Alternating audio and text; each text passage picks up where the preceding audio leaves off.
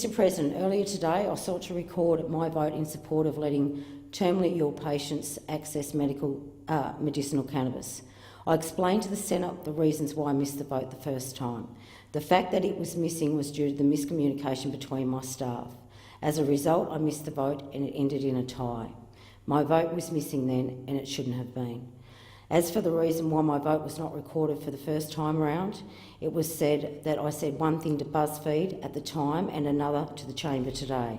All I have to say to that is that it must be the first time a boss has covered for a mistake made by one of her staff. If that's my sin, so be it. But for the Turnbull government to try to use it as a reason to not let terminally ill people access what their doctors believe will make their dying days more bearable, then that is frankly disgraceful. To attempt to use my comments to a BuzzFeed journalist as a reason to deny dying people a little dignity and humanity, I find quite disgusting. I'm just relieved that the Turnbull government's efforts were unsuccessful.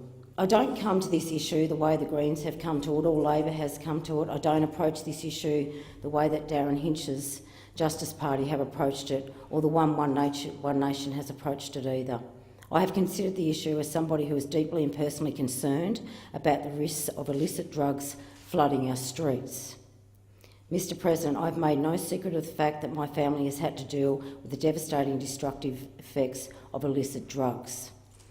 I've faced criticism for my handling of this sensitive issue, and I know that there are many who wish I had handled it very differently.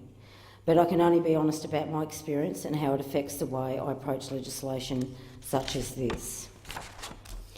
It is hard for me to stand up and support making it easier for people to access a drug that many people argue is a gateway to harder, more dangerous drugs.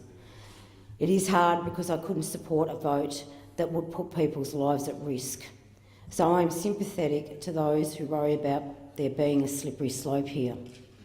But I thought about this issue long and hard and realised that if I didn't support the disallowance motion, I would be hurting people, not helping them.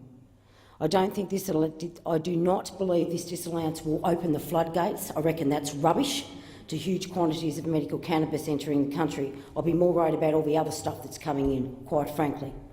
I think all it will do is help make the last few months in the lives of some very sick people a little more bearable for them. I wish it could go further. I wish veterans suffering from PTSD could access medicinal cannabis if their doctors think it would help them. I wish children suffering from constant epileptic seizures could access medicinal cannabis if their doctors think it would help them. I think there are many people who could benefit from medicinal cannabis because this is what all the evidence tells us. And I am in this place to support decent, fair, humane policy that makes a difference in people's lives.